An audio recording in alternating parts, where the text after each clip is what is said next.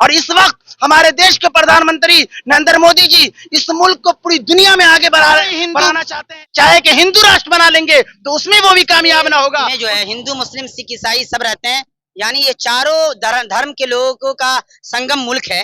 तो चारों धर्म के लोगों को एक दूसरे का जब तक ये सहयोग नहीं करेगा तो ये मुल्क कैसे आगे बढ़ेगा। है काम इस वक्त इस देश के मौलवियों पंडितों का भारत से नफरत को मिटा देना। है काम इस वक्त इस देश के मौलवियों पंडितों का भारत से नफरत को मिटा देना, एक प्यार और मोहब्बत का पूरे भारत में माहौल बना देना। मोहम्मद दानिश तो भारत के बहुत ही चर्चित बागेश्वर धाम वाले बाबा बिहार आ चुके हैं और उनका आगमन आज सुबह 7:30 बजे पटना की धरती पर हो चुका है। विरोधी तो कहीं नहीं दिखे लेकिन उनके समर्थक बहुत जगह दिख रहे हैं। हमारे साथ एक मौलाना है और वो अपने साइकिल के थ्रू बिहार की राजधानी पटना में आपका स्वागत है, बाबा का स्वागत कर रहे हैं। चलिए इनसे हम बात करते हैं क्या कुछ इनका कहना है। सबसे पहले सर अपना नाम बता दें। मेरा नाम मोहम्मद आसिम भारती। असीम जी आप ये बताइए कि आप बाबा में इतना दिलचस्पी कैसे हो गया आपका? नहीं, यहाँ इस देश के में जो है हिंदू मुस्लिम सिख ईसाई सब रहते हैं, यानी ये चारों धर्म के लोगों का संगम मुल्क है। तो चारों धर्म के लोगों को एक दूसरे का जब तक के सहयोग नहीं करेगा तो ये मुल्क कैसे आगे बढ़ेगा। तो इस मुल्क की खूबसूरती भी है कि यहाँ की चार धर्म के खास करके हिंदू मुस्लिम सिख ईसाई सबके रहते हैं। तो सियासी मंच पर एक दूसरा आदमी जमा होता है या मौलवी पंडित लोग जमा हो जाते हैं।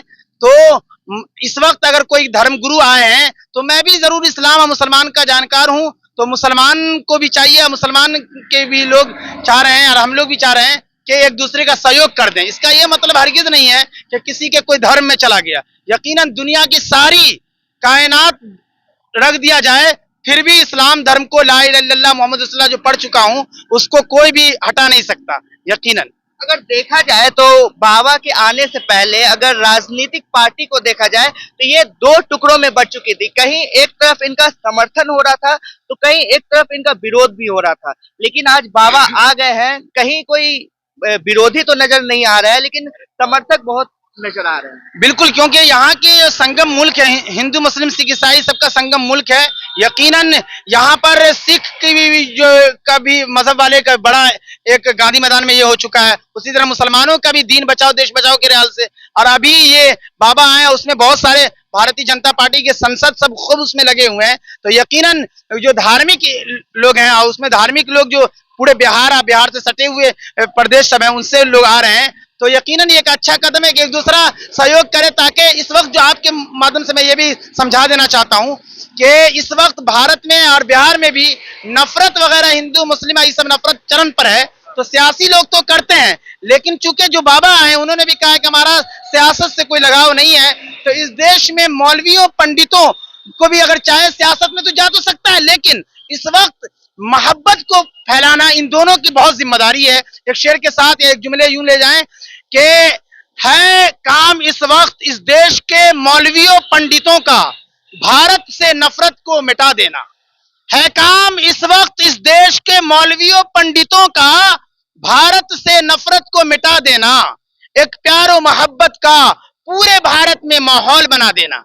और ये रुबाई भी ले जाएं खास के काश अपने मुल्क की ऐसी फजा बने, काश अपने मुल्क की ऐसी फजा बने, मंदिर जले तो रंज मुसलमान को भी हो, अब पामाल हो न पाए कहीं मस्जिद की आबरू, अरे ये फिक्र मंदिरों के निगहबान को भी हो। तो यकीनन यहाँ समझिए कि दो आंख इंसान को जिस तरह होता है उस तरीके से यहाँ के हिंदू मुस्लिम को देखा जाता है कि इस देश के दो आंख है। तो यकीनन और गोपाल दास नीरज जी का यह शेर है कि अब तो मजहब कोई ऐसा भी चलाया जाए जिसमें इंसान को इंसान बनाया जाए और जिसकी खुशबू से महक जाए पड़ोसी का भी घर, अरे फूल इस किस्म का हर सिमत खिलाया जाए। और आखिरी का दो शेर है कि मेरे दुख दर्द का तुझ पर हो असर कुछ ऐसा, मैं रहूं भूखा तो तुझसे भी न खाया जाए। और आखिरी का दो शेर, एक शेर के जिस्म दो हो के भी दिल एक हो अपने ऐसे, जिस्म दो हो के भी, थोड़ी देर के लिए अपना नाम मुकेश रख लीजिए, जिस्म दो हो के भी दिल एक हो अपना ऐसे, मेरा आंसू तेरे पलकों से उठाया जाए। तो यकीनन ये संगम मुल्क है और इसकी खूबसूरती की वजह से हम सिर्फ इसलिए खड़े हैं कि हमारा भी हक बनता है कि ये जमहूरी मुल्क में चारों धर्म के लोग रहते हैं। तो धर्म के लोग, धर्म गुरु सब जो होते हैं वो तो और नफरत को मिटाना चाहे तो मिट जाएगा और मोहब्बत में तब्दील हो जाएगा, तो उनकी अव्वलीन जिम्मेदारी है। और मैं इस बाबा के अंदर जो है हंसमुख अंदाज बहुत है और मैं हर धार्मिक लोगों को हंसमुख अंदाज का होना भी बहुत जरूरी है ताकि लोग उनके करीब हो। तब मैं एक शेर इन बाबा को देने जा रहा हूं कि बाबा को, ईश्वर से, खुदा से कहता हूं, अल्लाह से, बाबा को बख्श दे तू सब्रो सुकू की दौलत, जगमग रहे लबों पर मुस्कान जिंदगी भर। और ये भी जो आप देख रहे होंगे बड़ी तादाद में लोग धार्मिक आए होंगे कि भलाई चाहने वाला हर एक इंसान का जहां भी रहता है आली मकाम रहता है और उसी के गिर्द हुजूम आवाम रहता है। जहां बाबा आप बाबा की बड़ाई कर रहे हैं, हंसमुख बता रहे हैं, बाबा पे ये सवाल उठा है कि ये हिंदू मुस्लिम को लड़वाने का काम करते हैं और इनका ये है कि ये हिंदू राष्ट्र बनाने का इनका दावा है। इस पे क्या कुछ कहना है? बोलने का अंदाज में कोई भी कुछ बोलता रहता है, लेकिन ये जुमले खास ले जाइए कि यहाँ आमतौर से कुछ मुस्लिम लोग भी दीवानगी के साथ कभी कभी कहते हैं कुछ संगठन के मुस्लिम राष्ट्र, इस्लामी राष्ट्र बनाएंगे। उसी तरीके से इस बाबा को भी किसी ने चढ़ाया होगा तो इन्होंने भी कह दिया कि हिंदू राष्ट्र बनाएंगे। लेकिन याद रहे, यहाँ के मुस्लिम भी याद रखें या यहाँ की हर जनता कि कोई मुस्लिम राष्ट्र में कामयाब नहीं होगा और कोई हिंदू चाहे कि हिंदू राष्ट्र बना लेंगे तो उसमें वो भी कामयाब ना होगा। उसको दो लफ्ज में और समझिए कि कोई भगवाए हिंद में भी कामयाब ना होगा और कोई गजवाए हिंद में भी कामयाब ना होगा, क्योंकि इस मुल्क का तिरंगा जो हमारे मुल्क की आन बान शान है, जिस तिरंगे की आबरू इज्जत के लिए हजारों नहीं लाखों जानें कुर्बान हो गई, क्या कोई इसको बदलकर अपना पर्सनली भगवा झंडा और हरा झंडा जो कोई इस्लामी झंडा होता है क्या वो लहरा देगा? यकीनन उसमें कोई कामयाब नहीं होगा। और इस वक्त हमारे देश के प्रधानमंत्री नरेंद्र मोदी जी इस मुल्क को पूरी दुनिया में आगे बढ़ाना चाहते हैं, जिनका एक नारा भी है क्या, सबका साथ, सबका विकास, सबका विश्वास और सबका प्रयास। अभी कुछ महीने पहले उन्होंने और दिया कि हर घर तिरंगा, घर घर तिरंगा। ये माना रखता है कि हिंदू मुस्लिम सिख ईसाई सबको जोड़ के रखना और पूरे भारत को, पूरे विश्व और पूरी दुनिया में आगे बढ़ाना। तो इसलिए मैं अक्षर और क्योंकि नरेंद्र मोदी जी का दीवाना भी हूं और 24 में मैं चाहता हूं कि कहो दिल से प्रधानमंत्री मोदी फिर से कसम से, तब मैं कहता हूं जो देखता है पीएम मोदी वही बोलने का आदी है। इस वक्त विश्व दुनिया की सियासत का जो सबसे बड़ा खिलाड़ी है उसका नाम नरेंद्र मोदी है और अमित शाह और मोदी जी के दीवाने को समझाए ना दुनिया, ये खूब समझ बूझ कर दीवाने हुए हैं। मोदी और अमित शाह जी के दीवाने जान देने से नहीं डरते, ये सर कट जाए या रह जाए कुछ परवाह नहीं करते। हाँ, लेकिन याद रखिए कि धर्म पर जान देना भी अलग चीज होती है। इसलिए किसी के अंदर हिंदू राष्ट्र का बुखार सवार हो तो दवा लेकर बुखार उतार ले और किसी मुस्लिम के अंदर इस्लामी राष्ट्र का बुखार सवार हो तो वो बुखार उतार ले। बाबा साहब के अम्बेडकर के बनाया हुआ संविधान दुनिया का सबसे अच्छा संविधान है, दुनिया का ये सबसे अच्छा मुल्क इसीलिए है, इसलिए कोई इसमें कामयाब नहीं होगा। लेकिन एक और सवाल हो रहा है, भाजपा पे स्पेशली उठ रहा है कि ये जो बाबा को यहाँ बिहार में बुलाया जा रहा है, कहीं ना कहीं 2024 के वोट बैंक के लिए, कहीं ना कहीं अपने वोटर्स को रिझाने के लिए, एकजुट करने के लिए बाबा को बुलाया जा रहा है। इसका जवाब मैं दे चुका हूं और आपको भी देता हूं कि भाई ये यहाँ जितनी भी पार्टियां हैं और इस देश में जात पात धर्म की राजनीति होती है, ये जान ले विपक्ष वाला कि भारतीय जनता पार्टी भी जात पात और धर्म की राजनीति आपसे अच्छा करना जानती है अगर इस तरह से आप आओगे तो यकीनन। लेकिन भारतीय जनता पार्टी के केंद्र की सरकार मोदी अमित शाह जी को कितनों को चाहे, यानी देश से 24 में भी तीसरी मर्तबा वो बनेंगे। और ये इसके खुलासा देख लीजिए कि देश से अमित शाह और मोदी जी को कोई माई का लाल 24 में भी हरा नहीं सकता और बिहार में जो 25 का होगा तो यहाँ से नीतीश कुमार और लालू यानी जेडीयू आरजेडी को भी बिहार से कोई हिला नहीं सकता।